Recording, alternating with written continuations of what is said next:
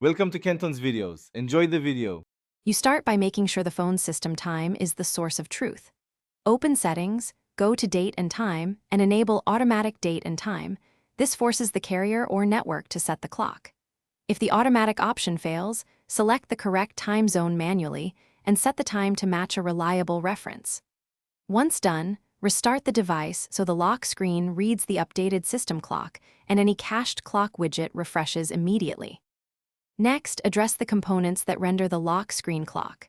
Go to Apps, find the clock or lock screen app, and clear cache first. If that doesn't help, clear storage. Note this resets widget settings.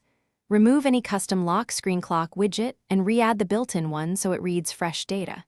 Make sure the system and clock app are updated, because a firmware or app bug can stop the lock screen from syncing with system time. Once updated, test the lock screen again. Finish by isolating external causes and applying final remedies. Boot into safe mode to see if a third-party lock screen or theme app is overriding the clock. If the clock works there, uninstall the offending app.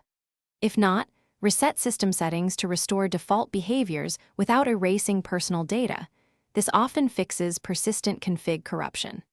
If nothing else works, back up your data and perform a factory reset as a last resort. Troubleshooting tip: try safe mode first to avoid unnecessary data loss. Thanks for watching. Consider subscribing if we helped you.